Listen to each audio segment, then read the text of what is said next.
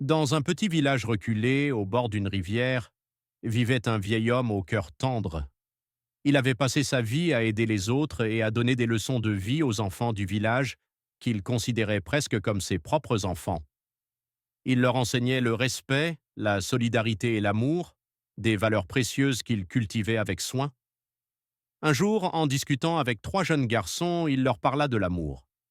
Un amour qui n'est pas toujours parfait, qui connaît des défis, mais qui peut changer des vies. Les garçons écoutaient, captivés par les paroles du vieil homme, absorbant chaque mot comme une leçon qui allait les accompagner tout au long de leur vie. Parmi les enfants, un jeune garçon avait perdu ses parents très tôt.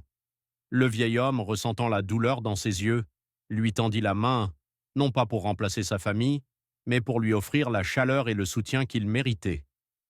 Il savait que l'amour n'était pas uniquement entre un homme et une femme, mais aussi entre ceux qui se soutiennent malgré l'adversité. Un jour, au village, une femme qui venait de la ville arriva, cherchant un endroit calme pour échapper au tumulte de sa propre vie.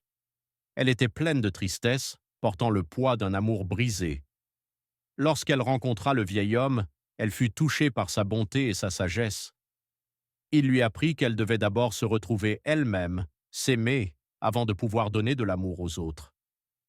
Petit à petit, elle retrouva le sourire, aidée par les moments passés au bord de la rivière, en compagnie de cet homme simple et des enfants du village.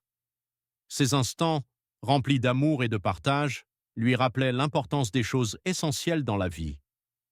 Ainsi, au fil des jours, le vieil homme devint le symbole de l'amour dans ce village, un amour pur, inconditionnel et désintéressé, qui se manifeste dans les petits gestes, les sourires échangés et l'attention sincère envers les autres.